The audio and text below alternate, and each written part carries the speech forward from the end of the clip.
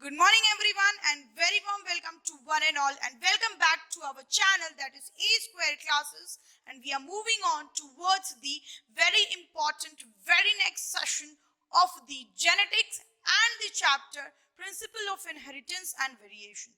Clear? Yes. Previous class we have seen what is crosses. In crosses we have learned what is monohybrid cross, what is dihybrid cross. In monohybrid cross we have seen when the cross is made between one character, such type of cross is called as monohybrid cross. In dihybrid cross we have seen that when cross is made with corresponding two types of character, such type of cross is called as dihybrid cross. Accepted? Yes. And then we have seen what is phenotypic ratio for monohybrid cross, what is genotypic ratio for monohybrid cross, what is phenotypic ratio for monohybrid cross and dihybrid cross, as well as the genotypic ratio for dihybrid cross. And here we concluded the chapter, and I have told you, my friends, to find out the genotypic ratio of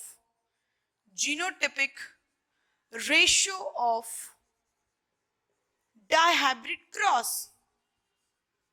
and बेटा जी मैंने आपको बोला था ये आपका homework है, पता करें क्या निकला था वो 1:2:1:2:4:2:1:2:1 मिला था यही। आप लोग कहोगे यस मैम। अगर हम लोग मोनोहाइब्रिड क्रॉस का जीनोटाइपिक रेशियो की बात करें तो क्या था वो? मोनोहाइब्रिड क्रॉस का क्या था? 1:2:1 था ये। आप लोग कहोगे यस मैम था। तो देखना बेटा 1:2:1 1:2:1 ठीक है, समझना बेटा मोनोहाइब्रिड क्रॉस का जीनोटाइपिक रेशियो 1:2:1 था। एक्सेप्टेड? आप लोग कहोगे yes ma'am. What is the genotypic ratio for monohybrid cross? That was 1:2:1, and then we come to genotypic ratio that was 1:2:1, then 2:4:2। बेटा अगर नहीं समझ में आया ना कैसे लिखना है, समझ में आया? नहीं समझ में आया ना तो ऐसे लिख दो 1:2:1 का डैश करो, अगेन 1:2:1। ध्यान से समझना, ठीक है। 1 का डबल क्या होता है? 2। 2 का डबल क्या होता है? 4। अगेन 1 का डबल क्या होता है? 2:2 डाल दो। मिल गया ना आपको ये सेम रेशियो। इसी से एक इंपॉर्टेंट क्वेश्चन पूछा जाता है, how many number of genotypes are present in F2 generation? Genotype, what is number of genotype generation? What is number of genotype in F2 generation of dihybrid cross? बेटा DHC dihybrid cross of Mendel। कितने बोलोगे आप? लिख लो, मैं option दे देती हूँ 9, 14, 12, 3। बताओ जल्दी कितने सही है? तो और ऑप्शन ले लो, 3 की जगह 16 ले लो, ठीक है। आप लोगों के हिसाब से 16 लाइव सेशन वाले कमेंट करो, ठीक है। 16 है? मैं कहूंगी बिल्कुल नहीं बेटा जी, 16 नहीं, आंसर इज 9। क्या पूछा है? How many number of genotype generations of DSC, यानी F2 जनरेशंस ऑफ डीएससी। बेटा 1 2 3 4 5 6 7 8 9। हमसे क्या पूछा है? नंबर ऑफ जीनोटाइप पूछा है बच्चा। तो कितने नंबर हो गए? ये देखिए 1 2 3 4 5 6 7 8 9 हुए ना? 9 नंबर हुए कि नहीं हुए? आप लोग कहोगे यस मैम हुए। समझ में आया? देखा, क्लियर हुआ? क्यों? फिर मतलब आपने इनको ऐड क्यों नहीं? बेटा 2 एक ही जीनोटाइप के प्लांट्स होंगे ना। 4 प्लांट्स जो हमको मिल रहे हैं वो एक ही टाइप के प्लांट्स होंगे कि नहीं होंगे? आप लोग कहोगे यस मैम हो सकते हैं, ठीक है। तो अब इसका अगर हमने इसको एक genotype, second, third, fourth, fifth, six, seventh, 8, 9 हो गया ना ये एक जीनोटाइप। आप लोग कहोगे यस मैम। सो आंसर इसका क्या है? 9। कोई डाउट? क्लियर? इसी क्रॉसेस के बेसिस पे Mendel proposed few sort of law. What did he do? He proposed few sort of law, and those laws were actually give the heading as laws of inheritance or few principles of inheritance. लिखना laws of inheritance, इसको मिटा दो। चलो so heading डालिए laws of inheritance. We are going to see law of inheritance. I I said based on monohybrid and dihybrid cross, Mendel proposed a concept that is called as few principles of inheritance or law of inheritance. Based on that, it was said 3 laws he gave: law of dominance, law of segregation, law of independent assortment. Accepted? ये 3 laws थे, ठीक है? जो पहला वाला law था, that is called as law of dominance. Clear? What do law of dominance said? In an heterozygous individual. बेटा जी पहला लेक्चर याद करिए, अब समझाया था what is mean by heterozygosity. In an heterozygous individual or hybrids, a character is represented by 2 contrasting factor. जैसे कि मैंने आपको बताया, एग्जाम्पल लिख लो, समझ लो, हेट्रोजाइगस टॉल कैसा हो जाएगा? हेट्रोजाइगस टॉल कैसा होगा बेटा? ऐसा होगा, T T.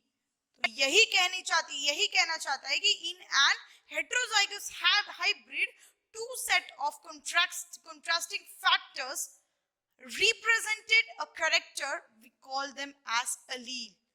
What we call them as allele, and this allele are also referred to as allelomorph. allelomorph समझ में आया बेटा? इनको हम लोग allelomorph कहते हैं. अगर ऐसी वाली कंडीशन है, then Mendel said that out of these 2 contrasting character or contrasting allele, one is able to express its trait and other one suppresses it. That means अगर ये tt tall t like अगर ये heterozygous tall है बेटा, तो समझना Mendel कहता है कि one is able to express its character. ये जो tallness है allele is able to express its character and dwarfness is suppressed. Dwarfness is suppressed. That is ये जो small t से डिनोट करते थे ना, वो वाला suppressed. Such type of allele which dominates or suppresses the character of other. क्या हुआ बेटा? ये जो tallness थी, इसने क्या किया? shortness या फिर dwarfness के character को क्या किया? suppress किया. उस टाइप ऑफ अलील को हम लोग बोलते हैं बेटा जी, क्या बोलते हैं पता है? डोमिनेंट अलील या फिर dominant trait. Dominant allele and the allele which is corresponding to such kind of character और ट्रेट, उसी को हम लोग ट्रेट कहते हैं. समझ में आया? In an hybrid or heterozygous individual, when 2 set of contrasting character are required to express what? Express the character, only one expresses. यहाँ पे क्या हो रहा है? एक ने तो express किया, but क्या ये dwarf? T stands for tallness. लिख लो बेटा, मैंने फर्स्ट क्लास में लिखवाया है आपको.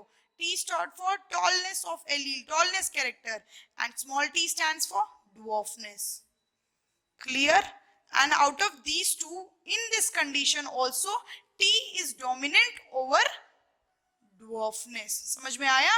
And such type of law is called as law of dominance, which was very well proposed by Mendel. Clear? Accepted? आप लोग कहोगे yes ma'am, accepted. कोई दिक्कत है? कोई दिक्कत नहीं है. दिखाऊं मैं इसकी एक और पिक्चर दिखाऊं? यहाँ देखना बेटा जी, ठीक है? F1 जनरेशन हमने टॉल लिया, पेरेंट हमारा, एक पेरेंट मेल हमारा टॉल था, फीमेल हमारी ड्वार्फ थी. क्रॉस करवा लें? आप लोग कहोगे यस मैम, करवा लीजिए. टीटी टीटी टीटी, सारे कैसे आ गए? सारे कैसे आए बेटा जी? टॉल. अगर हमारी पेरेंट कैसे थे? पेरेंट में बल्कि मेल जो था वो टॉल था, फीमेल जो थी वो ड्वार्फ थी. पर फिर भी जो F1 जनरेशन मिली, उसके सारे प्रोजेनी क्या थे? टॉल थे, टीटी थे, सब लोग ऐसे ही थे. और ये यही कहना चाहता था मेंडल कि एक एलील अगर दूसरे कैरेक्टर को एक्सप्रेस करता है, बेटा ध्यान से देखना, एक एलील अगर ये जो टी है ये टॉलनेस को रिप्रेजेंट करता है, तो इसी के साथ जो शॉर्टनेस है that is small T will be suppressed. और जो जीन या फिर जो एलील वो करता है, उसी को हम लोग क्या कहते हैं? उसी को हम लोग डोमिनेंट ट्रेट कहते हैं. And which one is suppressed, उसी को हम लोग क्या कहते हैं? रिसेसिव ट्रेट कहते हैं. क्लियर? एक और अगर स्टार पॉइंट लिखना चाहो तो लिख लेना. Mendel used capital letter for dominant trait, capital letter for dominant trait,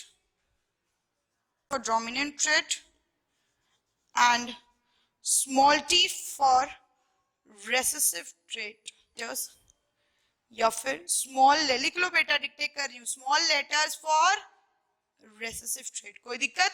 और वही चीज मैंने आपको दिखा दी है, that's all about law of dominance. आप लोगों को मुझे एक चीज पूछनी चाहिए थी, मैम ये तो टॉलनेस के केस में हो गया, ठीक है, अगर ऐसा भी तो हो सकता है फिर उनका क्या, वो जो मॉडरेट हाइट वाले प्रेजेंट होते हैं, people like me, people like you who have moderate height, what happens in them? क्या उनमें सिर्फ और सिर्फ टॉलनेस डोमिनेंट होती है? ऐसे तो फिर सारे टॉल हो जाते या फिर सारे प्लांट्स टॉल हो जाते, ऐसा होता है क्या? नहीं होता है ना बेटा जी। क्यों? क्योंकि हमने ये भी देखा है कुछ प्लांट्स कैसे होते हैं, मॉडरेट हाइट के होते हैं, ना ही वो जरूरत से ज्यादा टॉल होते हैं, ना ही वो ड्वार्फ होते हैं। So what about that case? कहां गया मेंडल ने तो ये लॉ कह दिया, ये तो मेंडल ने लॉ कह दिया कि एक डोमिनेंट होता है, ऐसा तो होता है, लेकिन ऐसा हर वक्त होता है क्या? ऐसा हर वक्त नहीं होता। तभी मैं आपको दिखाऊंगी, वेट वेट वेट, आपके सारे क्वेश्चंस रोक के रखो, I will show you the picture soon in post Mendelian, ठीक है? एंड दिस वाई इट, इसको हम लोग यूनिवर्सली एक्सेप्ट नहीं करते, समझ में आया? So law of dominance is not universally accepted, लिख लेना बेटा जी यहाँ पर, because there comes a condition, जब एग्जाम्पल लिख लो, why it is not universal, लिखना, law of dominance is not universally accepted। समझ में आया? आप लोग कहोगे yes ma'am, and why? Mirabilis jalapa, picture hold करके रखो बेटा, एग्जाम्पल लिख लो, रेड प्लस व्हाइट हमें पिंक भी मिलता है, रेड प्लस व्हाइट फ्लावर हमें पिंक फ्लावर भी देता है बच्चा। So this law of dominance is not universally accepted। तो ये थी law of dominance की कहानी, given by Mendel, very first law, इसको हम लोग principle of dominance भी कहते हैं। Clear? Give the very next heading as the second law, पहला law हम लोग पढ़ चुके हैं, give the second heading as law of segregation। Clear? चलो, now we are going to see the second law of inheritance, that is law of segregation. What is this law of segregation? It's defined as when a pair of contrasting factors or a gene or allelomorph are brought together in a heterozygote, the two members of allele pair remain together without being contaminated, and when the gametes are formed, they do segregate. One pair go in one gamete and another one goes in another gamete. Blah blah blah. Ma'am, what does it says actually? I'll tell you. Contrasting factors मतलब कैसे बेटा जी, समझना। T T, इसका जो character है वो क्या है? What is the character? अब मैं बोलूंगी बेटा जी स्टेम हाइट, फिर मैं कहूंगी इसके कौन से कैरेक्टर हैं, तो फिर मैं कहूंगी बेटा जी टॉल एंड ड्वार्फ। तो जो बेटा ये टॉल एंड ड्वार्फ है, ये एक दूसरे के क्या हो गए? कॉन्ट्रास्टिंग कैरेक्टर हो गए, हो गए ना बच्चा? मैं कहूंगी यस, आप लोग कहोगे यस मैम। तो ये दोनों क्या हो गए? एक दूसरे के कॉन्ट्रास्टिंग कैरेक्टर। सो इनके कुछ ना कुछ अलील्स प्रेजेंट होंगे ये कैरेक्टर एक्सप्रेस होने के लिए, होंगे? आप लोग कहोगे यस मैम होंगे। सो लेकिन अगर हेटेरोजाइगोट की बात करें, अभी मैंने आपको बताया था बेटा जी, हेटेरोजाइगोसिटी की बात करें तो वो कैसे होंगे वो अलील्स? वो अलील्स कुछ इस तरह से होंगे, देखना बेटा। आप लोग कहोगे यस मैम, क्योंकि ये हेटेरोजाइगोसिटी है, दोनों कंट्रास्टिंग कैरेक्टर के अलील कुछ इस तरह से प्रेजेंट होंगे। So what do Mendel says that for a contrasting character these two alleles are present together, ये दोनों एक साथ प्रेजेंट होते हैं and they do not get contaminated, they are present together बेटा जी and do not get contaminated. What do? They do not get contaminated. ये Mendel ने कहा until when they do, what do you mean by contaminated, कि चलो इनमें कोई mixing नहीं होती, टॉलनेस और ड्वार्फनेस मिलके ये कोई जीन की मिक्सिंग नहीं होती, एक अलग जीन नहीं बनाते, ये टीटी मिल करके टीटी ऐसा कोई अलग सा जीन नहीं बनाते, ये जैसे हैं वैसे के वैसे ही प्रेजेंट होते हैं for a while until there is a gamete formation, until there is a gamete formation। अब समझना बच्चा, what it actually says, it says that it remains together and do not get contaminated, but when there is segregation or gamete formation or cell division, gamete formation, this allele या फिर this gene, this allele, कौन सा allele, TT, gets segregate and segregate into how, अगर ये TT है तो it will segregate as capital T small T. कोई doubt, समझ में आया बच्चा, क्या कि अगर ये टीटी है तो it will segregate into capital T and small T. This is what it calls as law of segregation. Wait, अभी तक ये स्टोरी खत्म नहीं हुई है। This pair of character will go in one gamete और this allele will go in one gamete, this वाला allele will go in another gamete, another gamete and one gamete. समझ में आया? इसी प्रोसेस को हम लोग कहते हैं लॉ ऑफ सेग्रीगेशन। एक और पिक्चर दिखा दूं मैं आपको, देखना बेटा, ठीक है? चलो, टी है, ये टी है, हेटेरोजाइगस है, ये during the time of segregation होगा।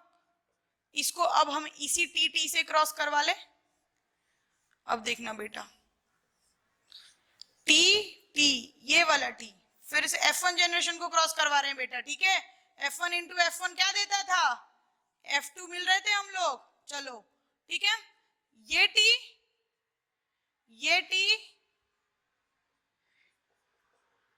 अब देखना बेटा, मेंडल कितना होशियार था। मेंडल ने कहा वो एक एलील या फिर वो एक जीन एक ही गैमेट में एक बार आता है। ये देखना, पापा का टी, मम्मी का टी आया, टी, पापा का कैपिटल टी, मम्मी का स्मॉल टी आया। ये देखना बेटा, पिक्चर समझना बेटा, मेंडल कितना होशियार था, ठीक है? अगेन पापा का कैपिटल टी एंड मम्मी का स्मॉल टी वाला रेशियो भी बन सकता है, ठीक है? मैं कहूंगी नहीं ऐसे, तो फिर आप लोग कहोगे मैम पापा का तो एक ही कैपिटल टी है ना। अरे बेटा जी, मम्मी का भी तो कैपिटल टी है, तो मम्मी का कैपिटल टी एंड पापा का स्मॉल टी मिल करके ये बन जाएगा। आप लोग कहोगे यस मैम बन जाएगा। अगेन दोनों पेरेंट्स का, मेल या फीमेल का स्मॉल टी आया। ये चारों कैरेक्टर एक ही बार एक एलील आया एक कैरेक्टर में, लेकिन ये प्रेजेंट कैसे होते हैं? ऐसे, and during the time of gamete formation they get segregated. यही तो मेंडल कहना चाह रहा था। क्या हो रहा था? ये टी मिलके बन गया, और ये प्रेजेंट कैसे होते हैं? ऐसे, and during the time of gamete formation they do segregate in this way. ये एक गैमेट में जाएगा, ये अनदर गैमेट में जाएगा। See how intelligent was Mendel, and it was what he also said, it remains together without being contaminated. बेटा ये word important है, ये एग्जैक्ट एनसीईआरटी की लाइन है। आपकी एनसीईआरटी ऐसे ही कहती है, सेम लॉ सेम डेफिनेशन। बेटा जी एक याद रखना, लॉज और प्रिंसिपल के वर्ड्स कभी नहीं बदलने चाहिए। अपने स्टेटमेंट पे आप लिख नहीं सकते उसको, they are laws, they should be written in that way only. And definitions के डेफिनेशन भी आल्सो, मतलब भी you can not understand and write the definition. Definitions are exactly to be written in that way only. Clear?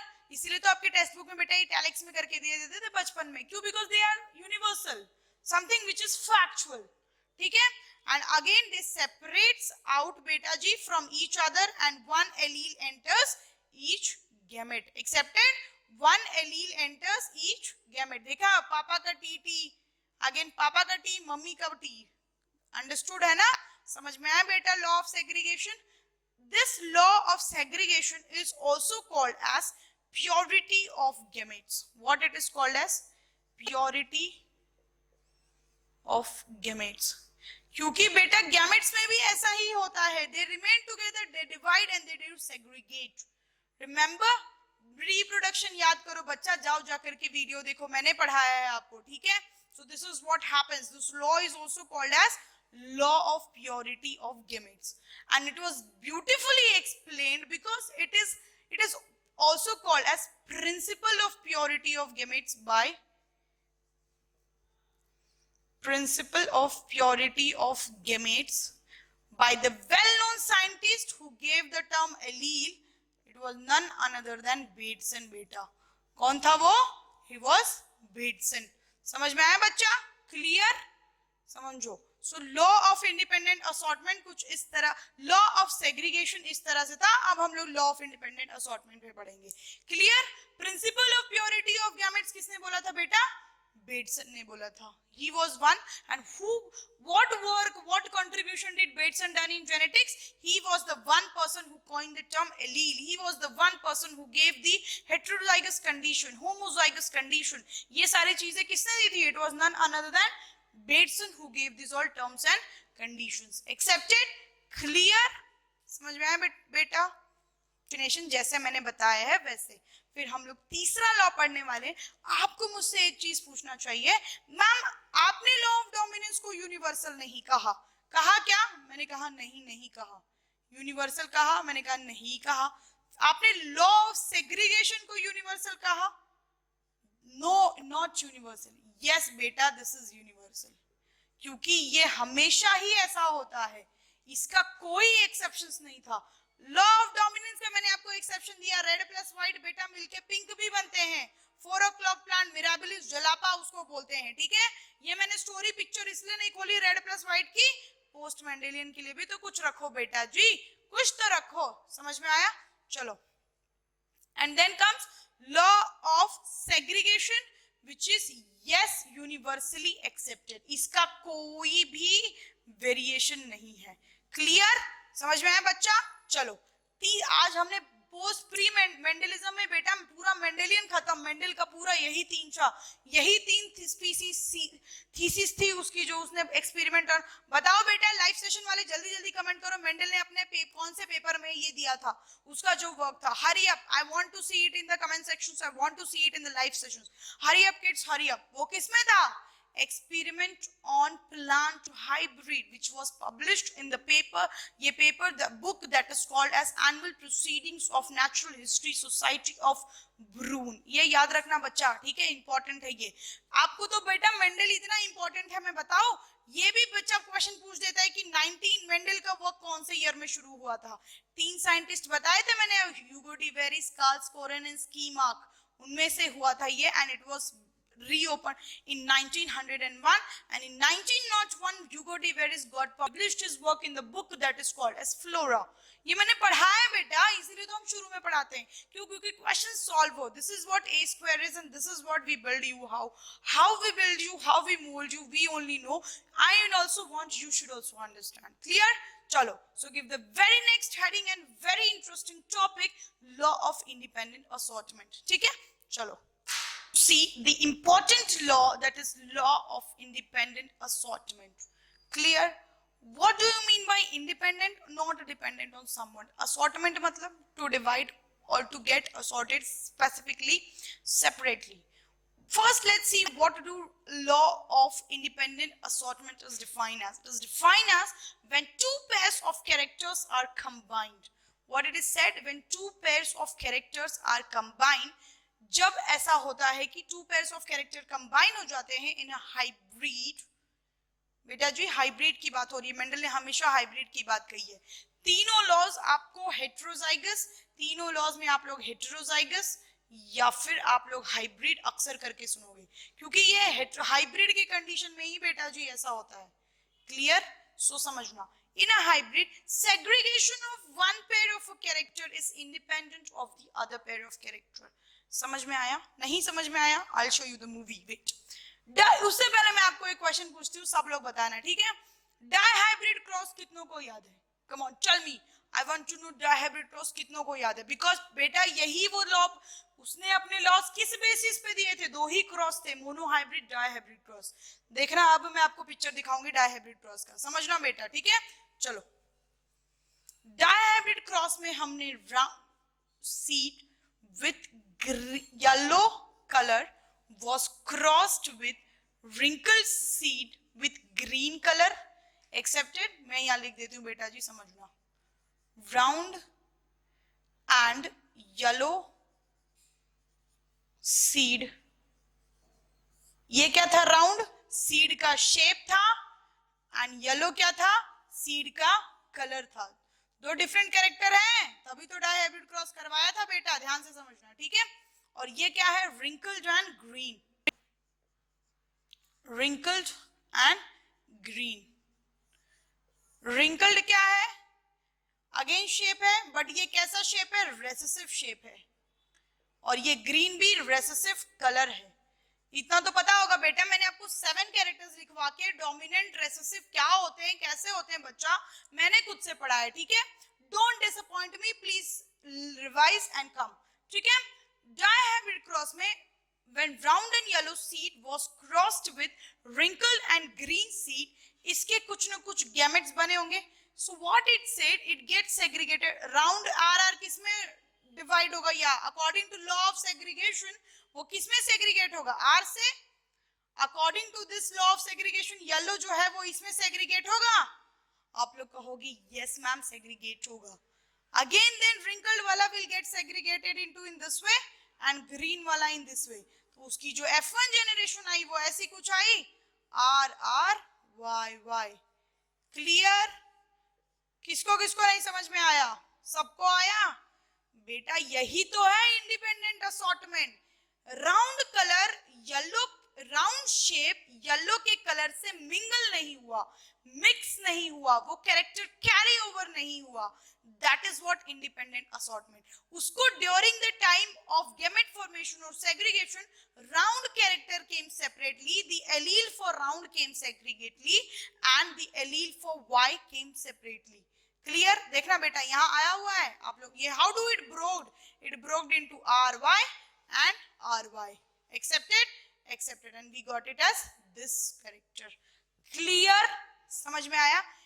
they assort, they independently come. Brown color came separately, yellow color came separately. Similarly, wrinkled one also came separately and green color came separately. There is no contamination on then and there is no mingling, there is no mixing. ये चीज मैंने आपको segregation में बताई थी, पर वो segregation में क्या हो रहा था बेटा जी? वो सेग्रीगेट हो रहे थे, वो आपस में सेग्रीगेट होते हैं. बट यहाँ क्या कह रहा है कि टू कैरेक्टर्स एक साथ भी सेग्रीगेट नहीं होते. वो सेग्रीगेशन मोनोहाइब्रिड क्रॉस से कंक्लूड कर लोगे, ये डाइहाइब्रिड क्रॉस से कंक्लूड करोगे. क्यों? क्योंकि अगर ये दो कैरेक्टर्स हैं तो ये दो क्या होंगे? ये दोनों सेग्रीगेट होंगे. और दूसरी चीज, ये कंटामिनेट नहीं होंगे. तीसरी चीज, these two gametes are not, these two characters are not going to mingle with each other. And this, ये अगर राउंड आएगा तो सिर्फ राउंड ही आएगा, येलो आएगा तो सिर्फ येलो ही आएगा. इट डजंट मीन कि राउंड और येलो एक साथ आ जाए. ये ऐसे ब्रेक होते हैं, ये ऐसे सेग्रीगेट होते हैं, और इसी को हम लोग बेटा जी बोलते हैं लॉ ऑफ इंडिपेंडेंट असॉर्टमेंट. फिर बेटा जी एज यूजुअल इसके गैमेट फॉर्मेशन बना लो.